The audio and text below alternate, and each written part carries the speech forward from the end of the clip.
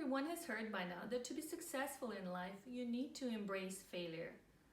Failure, they say, fuels creativity. It enables innovation. Failure supports growth. But what does it take to become good at failing? How can we fail effectively? How do we avoid falling into the trap of self-blame or impotence each time that something doesn't go as planned? Forbes believe that it takes grit. Mainly, they define grit as guts, resilience, initiative, and tenacity.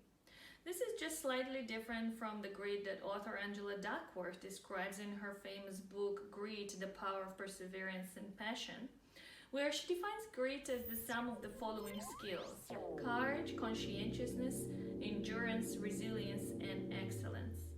Definitions are many and they vary, but is there a way to determine how good you are at the skills? Is there a way to build them up? Or can you identify specific employees which you can assign to projects which require failure? The good news is that just like learning algebra or learning any other subject, grit is something that you can learn regardless of your circumstance. Truth is that the skills that are described by grit are nothing more nor less than emotional intelligence competences.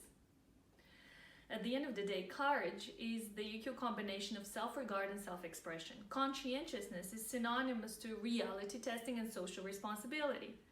Endurance we measure by measuring our assertiveness and resilience. So in other words, to measure and manage your grit or your proclivity to leverage failure effectively, you need to measure and manage your emotional intelligence. If you're ready to become tactical about your life, about your building up your grit, come on over to SHFT Happens and let's measure your emotional intelligence. Let's measure your grit and let's get you strategic about your emotional freedom and about your life.